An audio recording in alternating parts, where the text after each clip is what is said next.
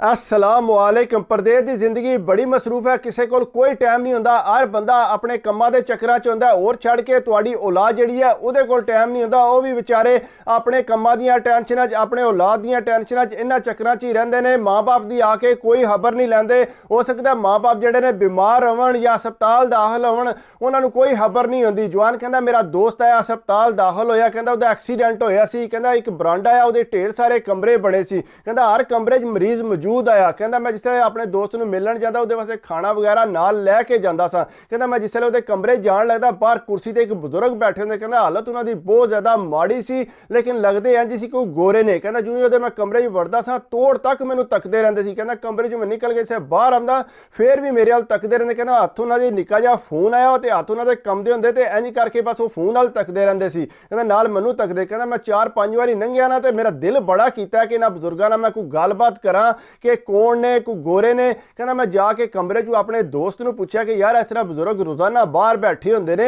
लेकिन इन्हां कोलों मैं कदे पुछया नहीं है, ये कौन ने। कहंदा यार मैं भी उन्हां कोलों कोई नहीं पुछया कौन है ने कौन नहीं। कहंदा चल छड्ड परा उन्हां नूं। कहंदा जिउं मैं उहदे कमरे चों बाहर निकलिया, अज ही गल कीती सी उहदे नाल। कहंदा जिउं ही कमरे चों बाहर निकलिया ते ओह बजुर्गां ने कहंदा फोन अच ते उन्हां मैनूं इशारा कीता इधर आ।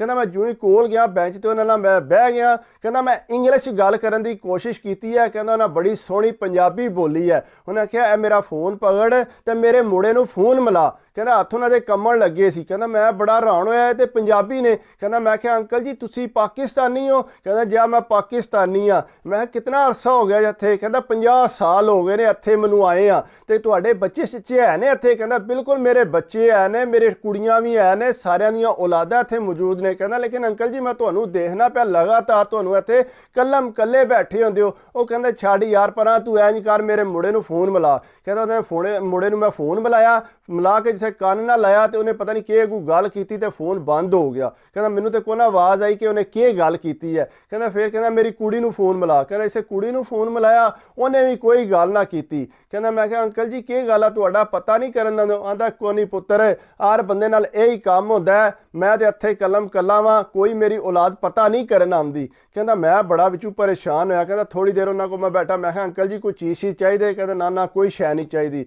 कहंदा मैं टुर गया उठ के। कहंदा मैं बड़ा परेशान होया। कहंदा घर मैं फोन मिलाया सी ते अब्बू जी नाल गल करन लग्गिया सा। कहंदा मैं दस्सिया कि इत्थे परदेस जिहड़ा बंदे बड़ियां मुश्किलां विच ने। इत्थे मैं एक बजुर्गां नूं मिलिया, उन्हां दी औलाद इत्थे मौजूद है, लेकिन उन्हां दा कोई खबर लैण वाला कोई नहीं। कल्लम कल्ले हस्पताल च हुंदे ने, बाहर कुर्सी ते बैठे। कहंदा मैं 2 मिनट गल कीती है। कहंदा अब्बू जी कहंदे ने कि पुत्तर तू उन्हां दा जाके ख्याल रखी, जिहड़ी उन्हां चीज़ की जरूरत होवे ते तू उन्हां लाजमी पुछी।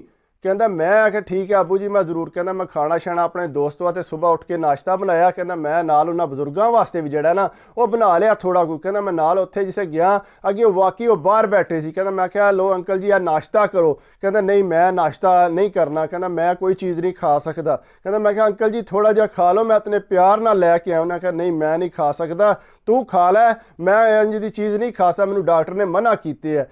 कहंदा मैं फिर अंदर टुर गया दोस्त कोल, उन्होंने जाके दिता, मैनूं जाके दस्सिया कि यार इस तरह बजुर्ग तो पाकिस्तानी ने। कहंदा अच्छा। कहंदा उन्होंने तो ढेर अरसा हो गया इत्थे, उन्हों दा ते कोई बंदा भी नहीं आंदा इत्थे खबर लैण वास्ते। कहंदा बहरहाल मैं ना उन्होंने थोड़ी देर उहदे कोल बैठा, फिर अंकल को बाहर आके बह गया। कहंदा मेरे ना अंकल होरी गप्पा शप्पा लाण लग पे, थोड़ियां थोड़ियां पोलियां पोलियां गप्पा लांदे पे। कहंदा मैनूं पुछदे रहे कि तू किहड़े इलाके ने। कहंदा मैं दस्सिया फलाणे इलाके दा। किहड़े पिंड दे। कहंदा मैं फलाणे पिंड दा। किहदा पुत्तर है। कहंदा मैं दस्सिया फलाणे दा पुत्तर हाँ। कहंदा अपने अब्बे नूं पुछी कि मेरा नां दस के कि मैनूं जाणदा कि नहीं जाणदा।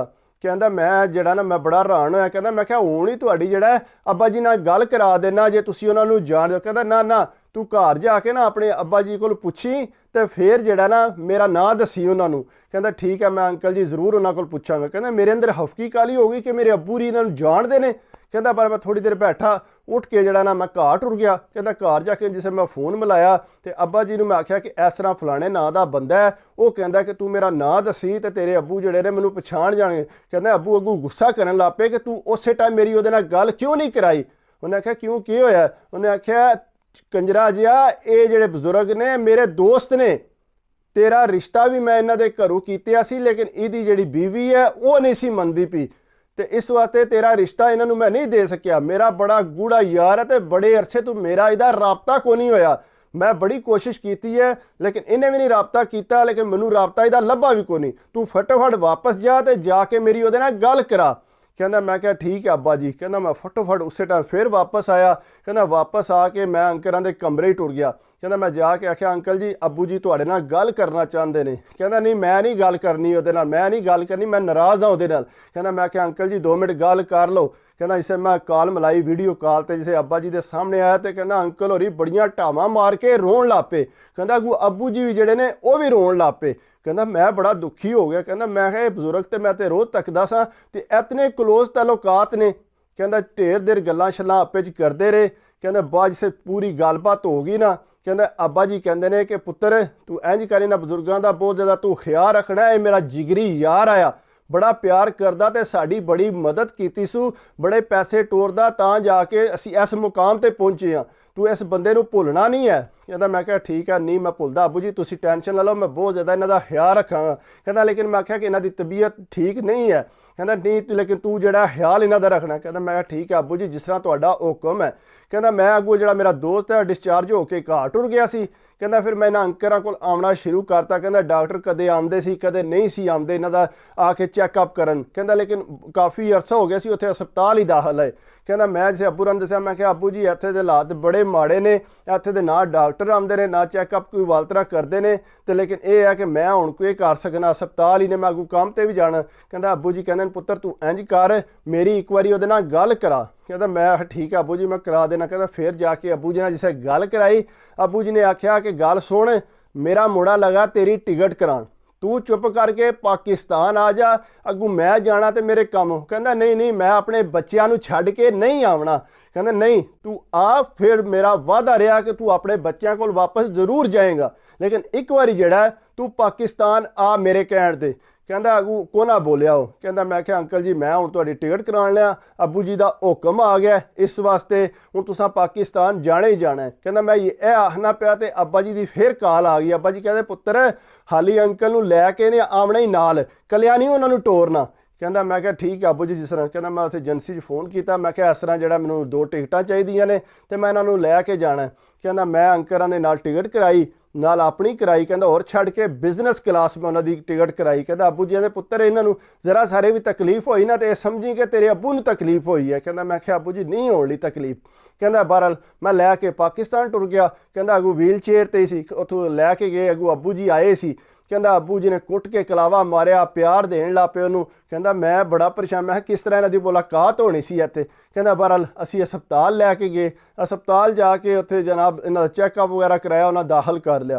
कहता तकरीबन 4 महीने जड़ा वो अंकल ही उत्थे रहे ने तो मैं वापस आ गया। कहता 4 महीनों चो अंकल होरी चंगे भले ठीक ठाक हो। कहता इत्थे रह के वो बड़े बुझ गए सी, इंज लगदा सी कि अज गए तो कल गए। कहता लेकिन उत्थे पाकिस्तान उन्हें चंगी भली टहल सेवा हुई, अब्बू ने बहुत ज़्यादा ख्याल रखा, उत्थे पैसे लाए चंगे भले इलाज होया ठीक ठाक। कहता अंकल होरी जो टुरन फिरन ला पे, कैसे टुरन फिरन ला पे। कहता मेरी अब्बू नाल गल कराई आ तक लै इन्हां जान ने। कहता मैं क्या अब्बू जी इन्हों मैं भुल सकना, ये तो तुहाडे दोस्त ने जिन्हां तुसीं बहुत ज़्यादा प्यार करदे हो। कहता वेख लै हुण मेरे नाल टुर के ते बाहर पिया जांदा ही हुण इहदा ख्याल जड़ा ना बाहर आया ना तो तू भी ऐसे तरह ही रखना है। कहता मैं क्या ठीक है अब्बू जी तुसीं ये दसो इन्होंने आवना कि मैं लैण आ जाऊँगा फिर इन्हें जो वापस आवना है। कहता अगू फोन फड़ के उन्हें कहा पुत्तर मैं को नहीं वापस आवना, हूँ मैं हूँ अपने यार को ही इत्थे रवांगा और मैनू को नहीं लोड़ उत्थे बाहर। जे मेरे पुत्रा या मेरे बच्चों का दिल किया तो इत्थे पाकिस्तान आके मैनू मिल लैण, मैं उत्थे जाके कलिया नहीं रहना। हुण जो भी मेरा मरण जीन है अपने यार नाल है इत्थे, इस वास्ते हुण तुहाडी मेहरबानी इस वास्ते मैं हुण परदेस नूं छाड़ दिता। लेकिन जवान कहता लेकिन मैनू इस चीज़ की बड़ी यार हफकी काली हुई कि देखो यार कितना अरसा मैं अपने दोस्त के अचानक उत्थे जांदा रहा, मुलाकात हुई। कहता मैं सोचिया भी नहीं सी कि इत्थों तक गल पहुँच आएगी कि जिहड़ा मैं इन्हों पाकिस्तान लैके जाऊँगा, मेरे अब्बू के दोस्त हैं। इतफाक जिहड़ा बड़ा बड़ा हो जाता बंदे नाल, बंदे ने सोचिया भी नहीं हुंदा। इस वास्ते कोशिश करनी चाहिए है अगर तुहाडे बच्चे इत्थे प्रदेश च मौजूद ने उन्होंने टाइम दिया करो, उन्होंने क्लोज रहा करो। हर औलाद का जो टाइम दोगे या वो सौखे होवणगे फिर ही आके माँ बाप की खबर लवणगे। जे माँ बाप यैशी करते रहणगे ज़ाहिरी गल है औलाद को फिर टाइम नहीं हुंदा, वो भी कोशिश करते हैं कि अपने पैसे जाके कमाइए, ये नहीं कि असी जिहड़ा इत्थे माँ बाप को आके बैर। ज़ाहिरी गल है इत्थे तुहानूं पता मकानां दे किराए, बच्चे बहुत ज़्यादा महंगियां फीसां वगैरह हर चीज़ हुंदी है इत्थे। इस वास्ते कोशिश कर करनी चाहिए, अपने माँ बाप नाल मिल जुल के रहना चाहिए। बाकी अगर मेरी वीडियो अच्छी लगी हो तो प्लीज़ यार लाइक करया करो, कमेंट्स करया करो, सबसक्राइब कर दियो तो दिल खुश होंदा। बाकी दुआवां च याद रखा करो, अपनी सेहत का ख्याल रखा करो, सेहत है तो सब कुछ है। अल्लाह हाफिज़।